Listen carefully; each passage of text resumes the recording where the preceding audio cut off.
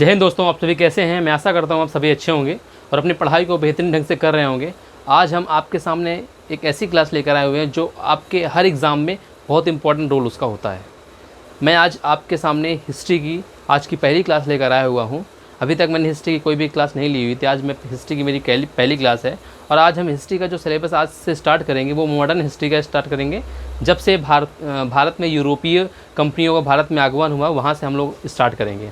इसके पहले जो मिडवल है और एंशिएंट है उसको हम बाद में देखेंगे, क्योंकि अभी जो एग्ज़ाम आने वाले हैं, जो मैंने अभी एग्ज़ाम जैसे मान लीजिए अगले महीने EPFO UPSC एग्ज़ाम जो ले रही है उसमें जो है मॉडर्न इंडिया का मॉडर्न हिस्ट्री का बहुत इंपॉर्टेंट रोल रहेगा। क्योंकि वहाँ पर जो एग्ज़ाम में जो क्वेश्चन आने वाले हैं वो फ्रीडम स्ट्रगल से आने वाले हैं। जो फ्रीडम स्ट्रगल जैसे कि कब से यूरोपीय कंपनियाँ हैं, कैसे फ्रीडम स्ट्रगल स्टार्ट हुआ भारत में, वो सारा जो है एग्ज़ाम में आने वाला है। तो हम उसको लेके चलते हैं, क्योंकि एग्ज़ाम वनडे एग्ज़ाम में भी कहीं ना कहीं क्वेश्चन मॉडर्न हिस्ट्री से आते हैं। तो क्यों ना हम पहले उसी टॉपिक को कंप्लीट कर दें, जिससे आने वाले एग्ज़ाम है उससे बच्चों को फ़ायदा होने वाला है। इसीलिए हम जो है ये टॉपिक लेके आए हुए हैं। आज का जो हमारा टॉपिक रहेगा मॉडर्न हिस्ट्री का, कैसे यूरोपीय कंपनियाँ भारत में आईं, क्या उनका पर्पज़ था, आखिर वो आना क्यों चाहती थी इंडिया में, आखिर क्या ऐसा इंडिया में था जिसके लिए उनको यहाँ पे आना हुआ या आने के लिए मजबूर हुए। इसके पहले भी ये और अदर कंट्री में क्यों इनका जो है फोकस किया, क्योंकि इंडिया एक छोटा सा एशिया में देश था जहाँ पे इनका बहुत ही बड़ा जो है दिखा, इनको प्रॉफिट दिखा। बिना प्रॉफिट के कोई किसी देश में नहीं जाता है या उस पर रिस्क नहीं लेता है। तो हम लोग इस टॉपिक पर चर्चा करेंगे, लेकिन इसके पहले मैं आपको जो है कुछ चीज़ें और बताना चाहता हूँ। बच्चे आज थोड़ा सा आप अपनी भाषा में कह सकते हैं, मैं अपनी भाषा में बोल रहा हूँ कि मुझे थोड़ा सा आपको कुछ चीज़ें बतानी है जो हम आपसे जुड़ी हुई हैं, हम और आपसे जुड़ी हुई हैं। और आपको अगर लगता है कि ये बकवास है तो हाँ, बकवास ही सही है, लेकिन मैं आज आपसे 5 मिनट लूँगा और इसमें थोड़ा सा मैं चर्चा करूँगा। बच्चे जैसे कि अभी क्या हुआ, UPSC का UPPCS दोनों का प्रीलिम एग्ज़ाम हो चुका है। तकरीबन 15-20 दिन का बीच में अंतर था। और मैं आपको बता दूं बच्चे, जैसे ही UPSC का रिज़ल्ट आया 24 मई को आया और 28 को एग्ज़ाम हो गया UPSC प्रीलिम्स का, और बच्चों का रिएक्शन ऐसा रहा कि एग्ज़ाम काफ़ी अच्छा था। मतलब काफ़ी अच्छे क्वेश्चंस आए हुए थे। क्वेश्चन क्या आता तो होता है, लेकिन हमको ऑप्शन पर डिपेंड होते हैं, क्योंकि ये प्रीलिम्स क्यों क्वालिफाइंग होता है, इससे हमको नंबर तो मिलने होते नहीं है कि हमारे जो है मेंस में फाइनल रिजल्ट में नंबर जुड़ेंगे। तो जब बच्चे फाइनल रिजल्ट में बाहर हुए, बच्चे एक्सपेरेंट जो बाहर हुए वहाँ पे, तो उनको क्या हुआ कि उनको थोड़ा सा दुख हुआ कि भाई हमको जो है नहीं हो पाया, चलो इस बार का प्रीलिम देंगे। तो और उनका फिर 28 तारीख को प्रीलिम हुआ, फिर उसमें भी प्रॉब्लम्स मान लो आई। तो वो एक मनोवैज्ञानिक होता है। UPSC ये देखता है कि बच्चे किस प्रकार अपने आप को जो है बैलेंस रखते हैं। अब 1000 वैकेंसियाँ हैं, अब मान लीजिए 10,000 लड़कों को बुलाया गया इंटरव्यू के लिए, जरूरी नहीं सबका हो जाए। जो बच्चे बाहर होंगे उनको कहीं ना कहीं दुख होगा। तो वो बच्चे कितना अपने आप को स्टेबल रख पाते हैं, कितना अपने आप को जो फ्रीली महसूस कर पाते हैं, क्योंकि एग्ज़ाम है UPSC बच्चों के जो है दिमाग के साथ ऐसा खेलता है कि UPSC एग्ज़ाम है, IAS बनना है, IFS बनना है, IRS बनना है, बड़ा अधिकारी बनना है। आपको देश की एक ढांचा है देश का, उसमें आपका योगदान देना है। एक जो रीढ़ की हड्डी नहीं होती है देश में, जो लोकतंत्र है, लेकिन लोकतंत्र के साथ क्या होता है, एक जो अधिकारी होते हैं, बड़े बड़े जो सेक्रेटरी हैं, बड़े बड़े पद पे जो अधिकारी, उनका भी बहुत महत्वपूर्ण रोल होता है। हमारे यहाँ पे कोई भी मिनिस्टर होता है, उसकी कोई योग्यता नहीं होती है कि आप 10th पास हो, 12th पास हो, या आप जो IAS का एग्ज़ाम दिए हो तभी आप मिनिस्टर बन पाएंगे। हमारे यहाँ पे जो मिनिस्टर्स के जो सेक्रेटरी होते हैं, जो अधिकारी होते हैं, उन्हीं को सारी डायरेक्टली नॉलेज होती है। मैं मिनिस्टर्स को नहीं बोल सकता हूँ कि उनको सारी नॉलेज, क्योंकि वो पढ़ के जाते हैं, जो पढ़ के जाते हैं उनको ज़्यादा नॉलेज होती है, तो वो उसको अप्लाई करते हैं वहाँ पर जाके। तो कहीं ना कहीं वो देखता है कि बच्चे कितना हर सिचुएशन में, जैसे मान लो 4 दिन बाद एग्ज़ाम है, कितना अपने आप को जो बैलेंस, मतलब कितना आपको आप शांत रख पाते हैं, वो बहुत इंपॉर्टेंट रोल होता है। ठीक है, मैं आपसे बताऊंगा बच्चे, आपका प्री निकला, मेंस निकला, इंटरव्यू दिए, बट एट द लास्ट आपका फाइनल में नहीं हुआ तो आपको कोई पूछेगा नहीं। तो मैं आपसे बताना चाहता हूँ बच्चे, बहुत ही अंदर की बात है, दिन भर आप क्या करते हैं डजंट मैटर, क्या करते हैं आप, लेबरगिरी करते हैं, क्या करते हैं, मैटर ये करता है कि at the last of the day, दिन के लास्ट में, दिन के अंत में आपको क्या मिलता है, वो मैटर करता है। एक लेबर है, एक वर्कर है, सुबह उठता है, जाता है, किसी के यहाँ काम कर देता है, शाम को जब उसको दिहाड़ी मिलती है, शाम को उसको जब पैसा मिलता है, वो मैटर करता है कि उसको 200 रुपये मिला, 400 रुपये, उसका घर का खर्चा कैसे चलेगा, वो मैटर करता है। अगर उसे 50 रुपये मिला तो कैसे मैनेज करेगा, 100 रुपये मिला कैसे मैनेज करेगा, अगर नहीं मिलता तो कैसे मैनेज करेगा, वो मैटर करता है। वो मैटर नहीं करता कि आप कितना काम करते हैं, कितना दिन काम करें, कहाँ रहे, क्या नहीं, कुछ मैटर नहीं करता। शाम को आप अपने घर की जो नेसेसरी पूरी कर पाते हैं कि नहीं कर पाते, at the last of the day आपको क्या मिलता है, वो मैटर करता है बच्चे। तो मैं बताऊंगा आपको, आपने प्री निकाला, मेंस निकाला, इंटरव्यू। आज मैं एक आर्टिकल आया था किसी मैम IAS अधिकारी का था, मैं उनका नाम नहीं पता है मुझे, लेकिन उन्होंने लिखा था इसके बाद पंडित जवाहरलाल नेहरू जी ने भी एक ऐसा स्टेटमेंट ही कहा था कि जो शिक्षा होनी चाहिए वो नौकरी के लिए नहीं होनी चाहिए, ज्ञान के लिए होनी चाहिए। नौकरी तो ऑटोमेटिक मिल जाएगी। मैं आपसे बता दूं बच्चे कि आज आपके पास ज्ञान है, आपके पास कुछ है नहीं, आप किसी पोजीशन में नहीं, किसी जगह पे नहीं, आपकी बात कोई नहीं सुनता है। आज की जो रियलिटी है, मैं मानता था पहले कि हाँ आपके पास ज्ञान होगा, आप बात उठा पाएंगे, लेकिन आपकी बात को दबा दी जाएगी। मैं आपको बता दूं बच्चे, 4 लोग डिस्कशन कर रहे थे, मैं उनके बीच में पहुंचा। मैं अपनी बात बताता हूँ, वो बच्चे 2 बार प्री निकाले थे, प्री तो निकला था, सबका निकल जाता है, मेंस से लिखे हुए थे, इंटरव्यू तक भी गए थे। वो डिस्कशन किस चर्चा पे हो रही थी, मैंने 2-3 पॉइंट रखे, उन्होंने मेरी बात को इसलिए नेगलेक्ट कर दिया क्योंकि मैंने मेंस नहीं लिखा था। ठीक है, मैंने मेंस नहीं लिखा था तो बच्चों ने मेरी बात को निगलेक्ट किया, और दूसरी बात, उनका 1-2 एग्जाम भी निकला था, उन्होंने उसको क्वेट भी किया था। तो ऐसा मतलब रहता है कि आपके पास जब पावर होगी, थोड़ा सीनियर भी थे, तो पावर होगी आपके पास, तो आपकी बात सुनी जाएगी। आज की जो शिक्षा है वो केवल क्या है कि आपको नौकरी मिले, आपके पास पावर आए। ठीक है बच्चे, अगर आपकी पावर है तो आपकी बात सुनी जाएगी। वैसे ही आज मॉडर्न हिस्ट्री भी हम लोग पढ़ेंगे कि कैसे पुर्तगाली आए, डच आए, डेनिश आए, फ्रेंच आए, स्वीडिश आए, लेकिन सबकी बात कुछ दिन तक सुनी गई। इसके बाद अगले ने आके उनकी बात को दबा दी, और जो अगला आके दबाया उनकी बात को, वो थे अंग्रेज, ब्रिटिश थे, और ब्रिटिशों की बात फिर सुनी गई। फिर वो एक लंबे समय तक, करीबन 150 साल तक भारत में जो राज करके गए। तो क्यों ऐसा हुआ? क्योंकि वो पावरफुल थे, उन्होंने स्ट्रेटजिक तरीके से अपना दिमाग लगाया, और जो है उन्होंने जो है सब पर राज किया। तो वो बात होती है, जिसके हाथ में पावर होती है उसकी बात सुनी जाती है, जिसके हाथ में पावर नहीं होती है वो बात नहीं सुनी जाती। तो बच्चे, मैं बोलता हूँ आप मन लगाकर पढ़िए। आप ये सोचिए कि हमको इस बार नहीं तो अगली बार UPSC निकालना है, PCS निकालना है, जो भी एग्जाम निकालना है, टारगेट 1 बनाइए, क्लियर होना चाहिए आपका गोल। अगर आपका गोल क्लियर है तो 100% सिक्योरिटी के साथ बता सकता हूँ आप एक ही बार में हिट कर जाएंगे। अगर आप थोड़ा सा भटक गए, मैंने बताया अट्रैक्शन बहुत सारे होते हैं, मैं हमेशा क्लासों में बातें करता था सारी चीज़ें, लेकिन आज मैं काफ़ी दिनों बाद इसलिए चर्चा कर रहा हूँ क्योंकि मुझे लगा कि क्योंकि बच्चों को थोड़ा गाइडेंस की ज़रूरत है, बताना चाहिए। ठीक है ना, तो मैं ये बता रहा हूँ बच्चे कि आप मन लगाकर पढ़िए। आप ये मत सोचिए कि हो रहा है कि नहीं हो रहा, मन लगा के एक चीज़ में ध्यान दीजिए। एक बार नहीं होगा, 2 बार नहीं होगा, लेकिन अगर आपके पास पावर नहीं है, ज्ञान तो है, पावर नहीं है, तो कोई आपकी जल्दी बात सुनेगा नहीं। ये बात याद रखिएगा। मैं खुद आपको बता दूँ, उदाहरण खुद मैंने आपको देखा है, खुद मैं बता रहा हूँ आपको चीज़ें। दिन भर आप क्या करते हैं, doesn't matter, at the last of the day आपको क्या मिलता है वो मैटर करता है। दिन भर कुछ मैटर नहीं करता है, क्या किया कुछ नहीं, at the last of the day वो मैटर करता है बच्चे। ठीक है, तो चलिए मैं आज इतना ही आपको बताना चाहता था बच्चे। तो ठीक है, तो आज की क्लास को मैं स्टार्ट करने से पहले बच्चे बताऊंगा कि व्यापार करने के लिए, व्यापार क्या होता है, ट्रेड जिसे बोलते हैं, ट्रेड, TRADE, ट्रेड।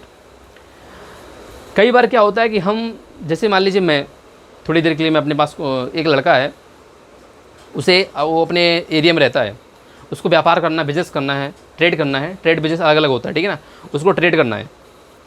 अब वो गया दूसरे जगह, क्योंकि उसको वहाँ पे जो है माहौल नहीं मिल पा रहा था।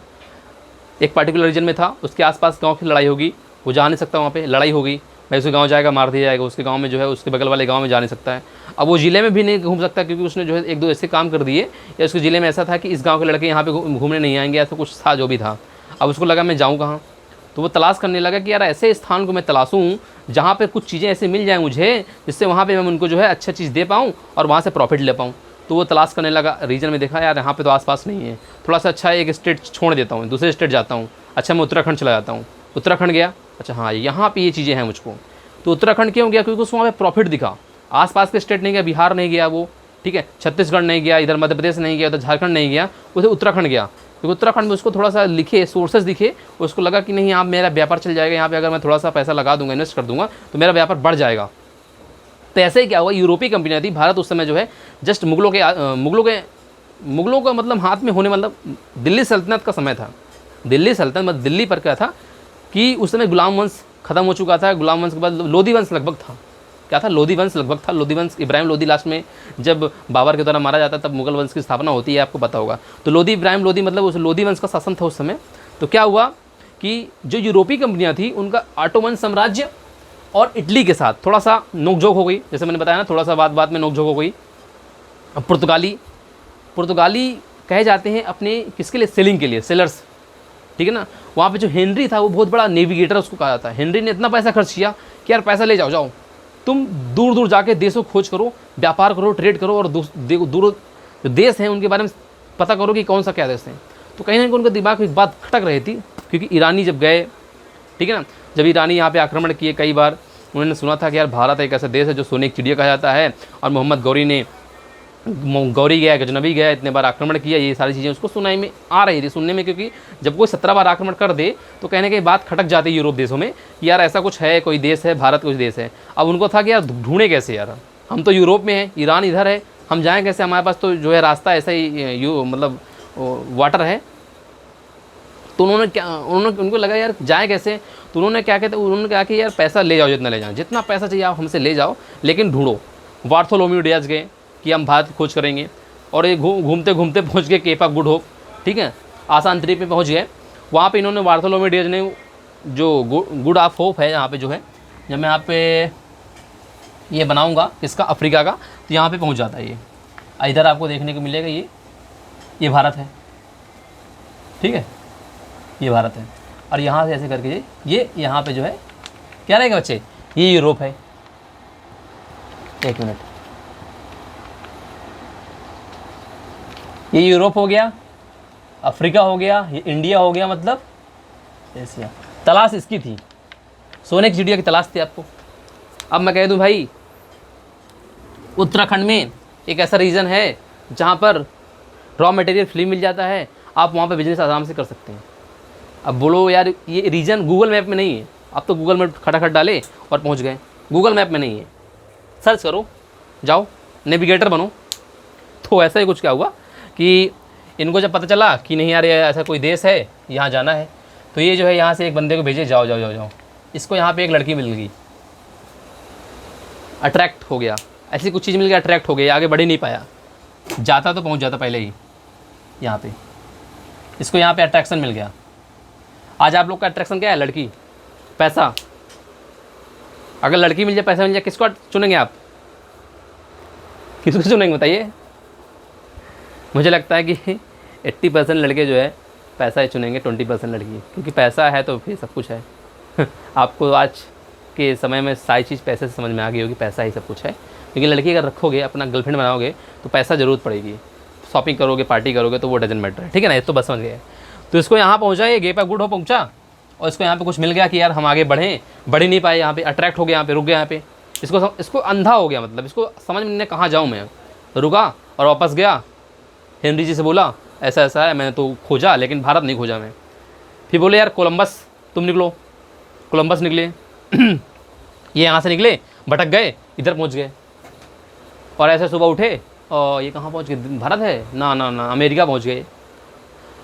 और वास्को डी गामा को भेजा गया 1498 में, मतलब भेजा गया 1496 में भेजा गया था लगभग, क्योंकि 98 तक पहुँचा था, 17 मई 1498 को ये पहुँच गया था भारत में, भारत की भूमि पहुँच गया था। तो ये गए कि अब हम खोज के आएंगे, चाहे जो हो जाए, हम किसी से नहीं डरते हैं, हमको चाहे रास्ते में कोई परी मिल जाए, कुछ भी मिल जाए, हम सीधा भारत पहुँचेंगे और भारत से आपको जो है फिर आके जो आपसे बताएंगे। बोले अच्छा कर पाओगे, बोले कर पाएंगे, 100% कर पाएंगे। बोले ठीक है अच्छा चलिए। और ये निकले, अब निकले भाई जी, इनको यहाँ पे जो है वास्को डोमी मतलब केप ऑफ गुड होप से होते हुए निकलता है ये भी, जो यहाँ पे बार्थोलोमी डियाज ने खोजा था। इनको भी थोड़ा सा मन हुआ कि यार यहाँ पे कुछ तो बात है, रुकें क्या, मन तो इनका माना नहीं, लेकिन ये था कि यार रुकेंगे तो फंस जाएंगे यार, यहाँ आगे बढ़ नहीं पाएंगे, ये वो तो अट्रैक्शन है, हमको भारत पहुँचना है। इनको यहाँ अट्रैक्शन दिख रहा था, यहाँ नहीं दिख रहा था, अभी नहीं दिखेगा यहाँ पे अट्रैक्शन, अब दिखेगा जब वास्को डी गामा पहुँचते हैं तब अट्रैक्शन दिखता है। अभी सुनो तो मैं आपको एक बात बताता हूँ। एक राजा थे और उन्होंने बहुत बड़ी तपस्या की, उनको भगवान शंकर जी मिले, दर्शन हुए उनके। राजा कई राजा ऐसे हुए जो अपनी प्रजा के लिए हमेशा दिल से सेवा करते थे कि यार मैं राजा की जो सेवा दिल से करूँगा यार, मतलब राजा जो होते थे प्रजा की सेवा दिल से, जो कुछ भी है प्रजा में बांट दो, मतलब प्रजा कल्याण। तो ऐसे एक राजा हुए जो हमेशा प्रजा की सेवा करते थे। तो मैं बताऊँ आपको कि क्या हुआ कि प्रजा की सेवा करते थे। एक बार भगवान के दर्शन हुए, उन्होंने कहा भगवान से कि भगवान हमें दर्शन हुए, हमने जो है तो हार्डवर्क किया है, परिश्रम किया है, मतलब आपकी जो है ये दिन तपस्या करी है। तो उन्होंने कहा नहीं हमें प्रजा को भी दर्शन होना चाहिए। भगवान ने बोला यार तुमने यार मेहनत करी है यार, तुमने इतने दिन से जो है तपस्या किया, बिना खाए भी इतने दिन तक यहाँ बैठे रहे जंगलों में, तुम जो है अब बोले प्रजा को दर्शन दे दें यार, उन्होंने तो कुछ किया भी नहीं यार। नहीं सर देना पड़ेगा भगवान आपको, जो है हम बिना प्रजा के अकेले नहीं खाते हैं, हम खाते हैं प्रजा को भी साथ में कहते हैं आप भी खाओ, हम ऐसे हैं। हम जो है सज्जन व्यक्ति हैं, हम जो है उदार हैं, जनरस हैं। तो बोले यार ठीक है, अच्छा दे देंगे तुमको, ठीक है दर्शन दे देंगे, अब तुम बोल ही रहे हो तो तुमको हम दर्शन दे देंगे, अब तुम हमको प्रसन्न कर दियो तो तुमको हम जो है खुश हैं तुमसे, जो तुम मांगोगे दे देंगे। तो बोले ठीक है, कहाँ लेके आए अच्छा उनको? बोले एक पहाड़ी में लेके आओ, वहाँ पे हम सबको दर्शन देंगे, सारी प्रजा को वहाँ लेके आओ, अपनी पत्नी को लेके आना, सबको लेके आना। तो बोले ठीक है। अब भैया ये कहे चलो आज भगवान शंकर जी के आपको दर्शन कराते हैं, और ये निकले बाकायदे घोड़े में, हाथी में, सब पैदल मस्ती से, चाल से जो है नाच गाना करते हुए, डांस करते हुए निकले मस्ती से। और पहुँचे ये जो कहाँ, रास्ते में पहुँचते गए। अभी रास्ते में जैसे पहुँचे एक जगह, इनको सोने का बहुत बड़ा भंडार दिख गया। लोग अट्रैक्ट भागे इधर उधर, सोने, अरे ये सोना मिल गया, सोना मिल गया। आधा लोग गायब। अरे बोले ना जाओ, भगवान के दर्शन कर लो जाके, इधर कहाँ जाते हो, तो तुमको ज़िंदगी में मिल ही जाएगा, भगवान के दर्शन बार बार नहीं मिलेंगे। नहीं, आधे गायब। आगे फिर गए, सोने चांदी हीरे जवाहरात खूब मिले भाई, आधे फिर गायब। राजा रानी बचे। अब बोले ठीक है यार, अब तो तुम सब चले गए यार, अब देखे तो कोई नहीं। राजा रानी आगे जा रहे हैं। आगे एक कोहिनूर हीरा मस्त सा ताज में लगा हुआ बाकायदे दिखा, चमकता हुआ। रानी की आंखें चकबगा गई। राजा बोला तुम मत चकबगाओ, तुमको भगवान का दर्शन चाहिए ना। नहीं नहीं नहीं नहीं, वो भी 2 मिनट गायब, ख़त्म। राजा समझ गए कि ये है अट्रैक्शन। राजा जब पहुँचे ऊपर चोटी पे तो पूछे कहाँ सब खो गए। तो ये होता है। तो रास्ते में आपको बहुत सारी अट्रैक्शन मिलेंगे, अगर आप खो गए तो आप वहाँ नहीं पहुँच पाएंगे जो आपको पहुँचना चाहिए। तो वही हुआ, इनको भी अट्रैक्शन हुआ वास्को डी गामा को, लेकिन ये रुके नहीं, निकल गए और तुरंत कालीकट पहुँच गए। यहाँ पे कालीकट पहुँच गए। कालीकट किसे? कोचीन, केरला। 17 मई 1498 पहुँचे भैया आराम से तगड़े से। अब इनके शिप कौन चला रहा था? अब्दुल माजिद, गुजरात का शासक था अब्दुल माजिद। क्योंकि भाई लोकल जब यहाँ पहुँचे तो इनको लोकल, ये यहाँ पे ट्रेडिंग कर रहा था, ये यहाँ पे सेलिंग कर रहा था, ये पकड़ ले इसके, कहाँ पैसा लो इतना, हमको जो है सही जगह पहुँचाओ। भटक रहे थे थोड़ा सा, पहले यहाँ से भटक गए थे। अब्दुल माजिद शिप चला रहा है। अब बाकायदे जो है शिप चलाते हुए जो है देख लीजिए, मैंने माइंड मैप के द्वारा बताया है, माइंड मैप के द्वारा सारी चीज़ें बताई हैं। मैं छोटा छोटा क्लास करूँगा, लेकिन आप क्लियर कॉन्सेप्ट कर दूँगा, क्लियर कॉन्सेप्ट। अब यहाँ पे अब्दुल माजिद को लिए कालीकट पहुँचे। राजा जमोरिन खड़े हुए हैं, वाह स्वागत में, आओ मेरे पुर्तगाल वासियों, स्वागत है आपका भारत में। पहली बार कोई यूरोपीय कंपनी भारत में क्या कर रही थी, कदम रख, कंपनी नहीं थी अभी, कंपनी का नाम नहीं आएगा, मतलब यूरोपीय व्यक्ति, यूरोपीय नाविक वास्को डी गामा एंटर किया भारत में। खट रहे, जो स्वागत हुआ, भगवान जमोरिन राजा था वहाँ पर। कौन था राजा? जमोरिन। मस्त से स्वागत किया इसका। आज इसके दिमाग पिक्चर बन गई कि वाह क्या भारत की संस्कृति है, कल्चर, मज़ा आ गया इसको। केरला संस्कृति कल्चर देख के अब इसको लग गया था कि यार कुछ ना कुछ तो बात है। केरला आज भी स्पाइसेस के लिए फेमस है, मसालों के लिए, क्योंकि पुर्तगाल से आया था, ठंडा इलाका था। अब वहाँ पे क्या होता है, ठंडी इलाके में जैसे मान लीजिए कुछ यहाँ के मसाले ले जाए, गरम मसाले नहीं होते, गरम मसाले। गरम मसाला क्यों कहते हैं? अगर आप मसाला खा लो एक दिन, गर्मी है इस समय, अगर आप कुछ गर्मी की चीज़ खा लो तो आपको जो है रात में ऐसा उलझन लगेगी यार बहुत गर्मी बढ़ गई है हमारे अंदर, बहुत गर्मी बढ़ गई है, क्योंकि गरम मसाले और गर्म कर देते हैं। ठंडी में गरम मसाले खाओगे तो थोड़ा मज़ा आती है। गरम ठंडी में आप गरम मसालों का सामान चीज़ खाते हैं, जब ग्रेवी वाला जो मज़ा आती है कि लगता है गरम, ठंडी नहीं लग रही है। तो इनको जो है मिर्च वगैरह काफ़ी पसंद थी, क्योंकि वो ठंडी इलाकों से आए थे, तो मसाले इनको मस्त मिले। ये लिए सस्ते दाम मसाला मिल गए, इन्होंने सैंपल लिया कि देखते हैं यार बिकता है नहीं बिकता। और ये भैया कुछ दिन रुके और फिर यहाँ से निकले। इनका मन यहाँ भाग गया।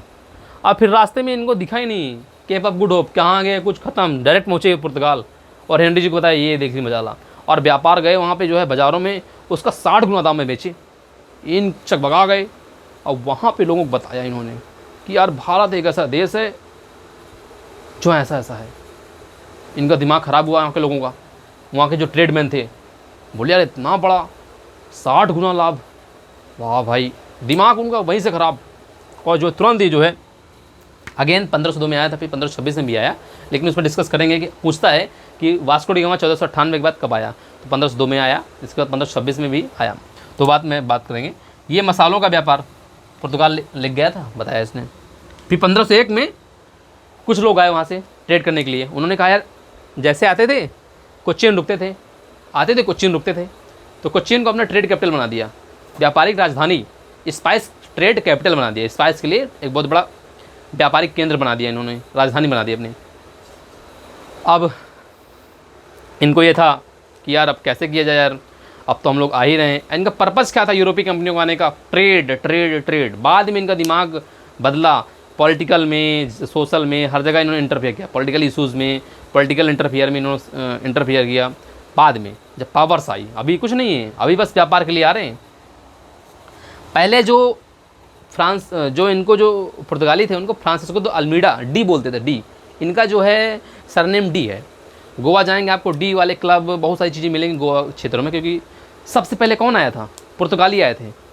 सबसे पहले पुर्तगाली आए 1498 में, और गए कब? सबसे बाद में 1961 में।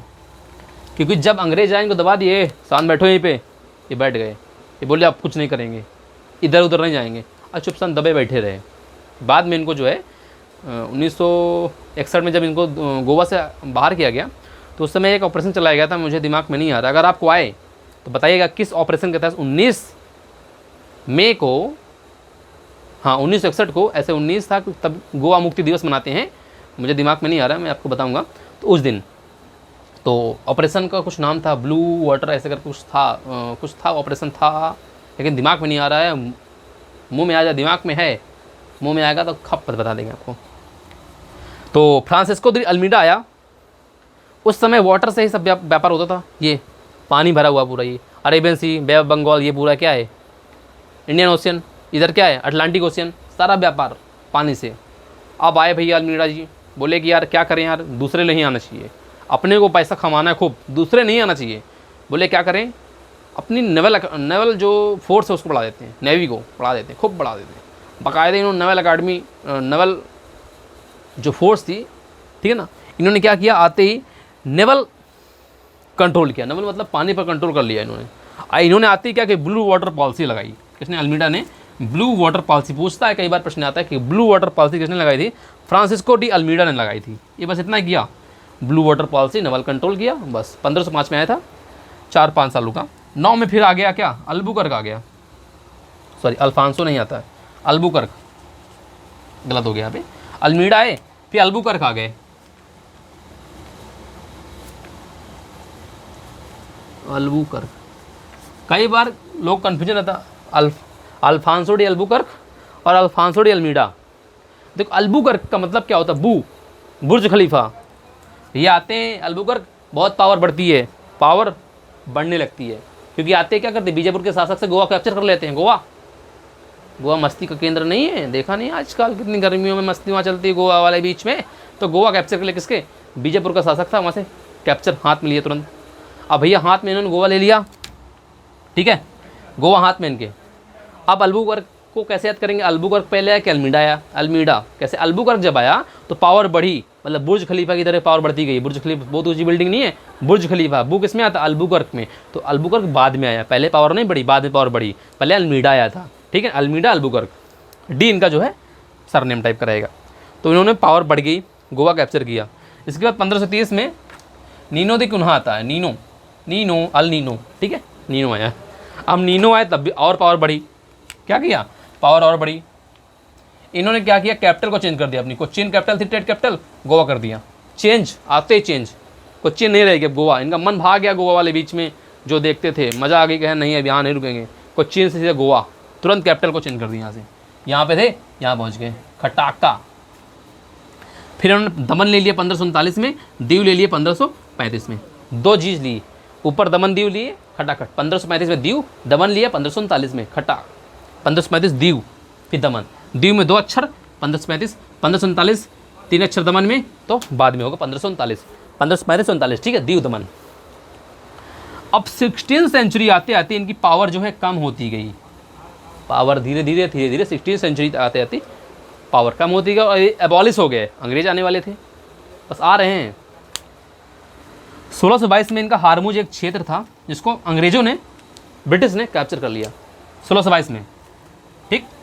1631 ईस्वी में इन्होंने हुगली, पश्चिम बंगाल का रीजन था हुगली, मुगल ने इसका छीन लिया। मुगल थे उस समय, आ गए थे मुगल, 1526 में मुगल आ गए थे ना, पानीपत का प्रथम युद्ध। 1631, 1622 में क्या हारमुज लिया ब्रिटिश ने, 1631 में किसने लिया? हुगली ले लिया। किसने?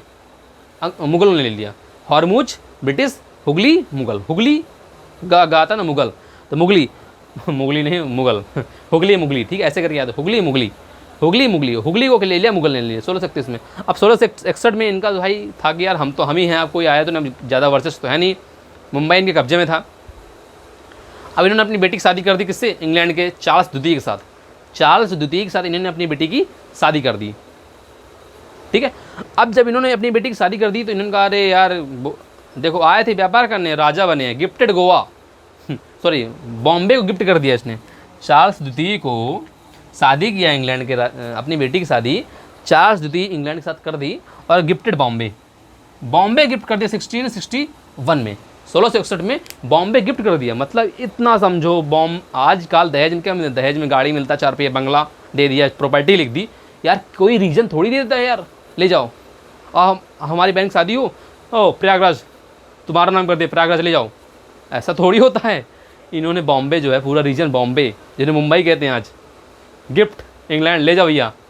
बाद में बाकी ये होता है कि जब अंग्रेज आते हैं तो इन्होंने क्या किया था कि सूरत अपनी फैक्ट्री बनाई थी, मछलीपट्टम, तो इन्होंने फिर गोवा को अपना हेडक्वार्टर बनाया था। तो इनका बॉम्बे मद्रास रहता ना, पश्चिम बंगाल बॉम्बे मद्रास रहता है ना, तो बॉम्बे में क्योंकि अपने चार्ल्स द्वितीय इनका ही आदमी रहता है चार्ल्स द्वितीय, तो 10 रुपया पाउंड में 10 पाउंड में मतलब एनुअल वार्षिक 10 पाउंड की लीज पर ले लेते हैं कि यार तुम 10 पाउंड रखो वार्षिक, हम तुमको 10 पाउंड देंगे और जो हमको जो है क्या कर दो 1 साल के लीज। इनका चार्ज कहता है अरे यार हमको क्या चाहिए, हमको तो कुछ मतलब ही नहीं है, गोवा बॉम्बे ले जाओ।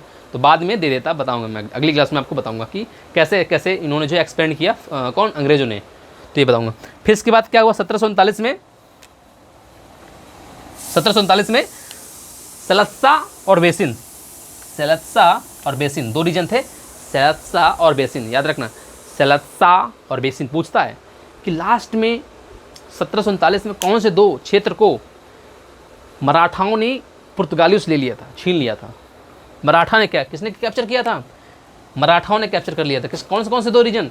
बेसिन का रीजन, बेसिन और सलस्सा। अभी बहुत बड़ा दंगा होगा बेसिन के क्षेत्र में, बताऊंगा मराठाओं से क्या दंगा होता है, बहुत मजा आएगी आपको। तो मराठा ने कैप्चर कर लिया 1739 में, कौन सा? सलस्सा और बेसिन, 2 रीजन पुर्तगालियों से छीन लिए। अब इनकी पावर डप, इनको शांत बैठाए, बैठो यहाँ पे गोवा में, अब गोवा वाले बीच में अपना आराम से मस्ती करो, कैसे। तो यहाँ तक चीज़ें समझ आ रही थी कि ये पावर इनका पुर्तगाल दबे। तो एक ट्रिक मैं बताऊंगा आपको बच्चे, PDF PDF होता नहीं होता है, पोर्टेबल डॉक्यूमेंट फाइल पूछता है कंप्यूटर में, कई बार प्रश्न आया है। PDF का फुल फॉर्म, D का क्या मतलब होता है? पोर्टेबल, P से पोर्टेबल होता है, पोर्टेबल, और D से डॉक्यूमेंट, P से फाइल, F से फाइल। PDF की जगह में आप करोगे क्या? PEDF, पुर्तगाली, अच्छा नहीं, 1 मिनट गलत हो गया था, PDEDF होगा, PDEDF, पुर्तगाली, डच, इंग्लैंड मतलब अंग्रेज, डेनिश और ये फ्रेंच, फिर स्वीडिश भी आते हैं लास्ट में, उनको ध्यान में नहीं देना। स्वीडिश तो थोड़ी देर आते हैं, ज़्यादा उनका वर्चस्व रहता नहीं है। तो ये तो डच आते हैं, इसके बाद डच, हॉलैंड वाले, नीदरलैंड वाले, इंग्लैंड, डेनिश, डेनमार्क वाले, फ्रेंच, फ्रांस, और स्वीडिश, स्वीडन वाले आते हैं। यूरोपीय कंपनियाँ आ रही हैं, याद रखना, सारी यूरोपीय कंपनियाँ आती हैं और कोई कंट्री नहीं आती, और कोई कंपनी नहीं आती है, सारी यूरोपीय कंपनियाँ हैं। क्योंकि इंग्लैंड जब आता है, ये भी यूरोपीय संयुक्त राज्य में आता है ना, लंदन, इसमें कौन कौन से रीजन आते हैं? 3 रीजन आ जाते हैं, ठीक है ना, याद रखना कौन से रीजन थे। हाँ, England, Scotland, Wales and North Ireland, ये इसमें जो है 4 चीज़ें आती हैं, इंग्लैंड, स्कॉटलैंड, वेल्स और नॉर्थ आयरलैंड, ये 4 चीज़ें इसमें आती हैं। 4 चीज़ें भी इसमें देखने को मिलती है कि इसीलिए संयुक्त राज्य, जिस UAE नहीं होता, UAE 17 छोटे छोटे क्षेत्रों को मिला के बना UAE, इसी प्रकार ये 4 क्षेत्रों को मिला के बना है, स्कॉटलैंड, आयरलैंड और वेल्स और इंग्लैंड, इनको मिला के बना हुआ है क्या? ब्रिटिश जिसे बोलते हैं, क्या मतलब वो बोलते हैं, मतलब इंग्लैंड बोलते हैं, सुना था इंग्लैंड। तो ये याद रखना कैसे, लंदन इसका कैपिटल बनता है। तो छोटे छोटे राज्य हैं। तो ये आपको सही समझ में आ गई होगी, मैं आपको बता दीजिए सारी चीज़ें। अगर आपको क्लास अच्छी लगती है तो लाइक करिए, शेयर करिए, अपने दोस्तों को बताइए। तब तक के लिए बाय बाय, टेक केयर, फिर मैं तक लेगा, जय हिंद। अगली क्लास में हम बच्चे जब आएंगे तो हम लोग दूसरी क्लास डिस्कस करेंगे अंग्रेज कैसे आए भारत में और कैसे इनका वर्चस्व रहा, सारी चीज़ें, ठीक है।